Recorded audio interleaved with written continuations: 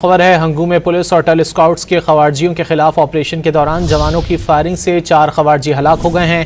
مزید جانیں گے ڈان نیوز پشاور کے بیورو چیف علی اکبر سے۔ علی اکبر، کیا تفصیلات ہیں؟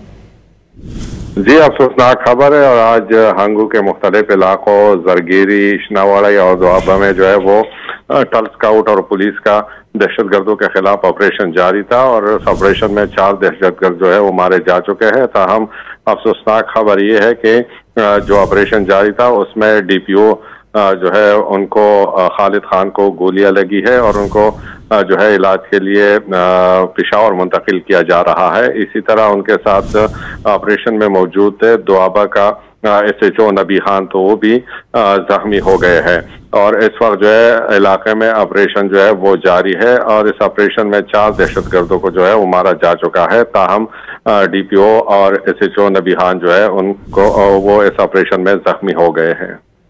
بہت شکریہ علی اکبر ان تفصیلات کے لیے۔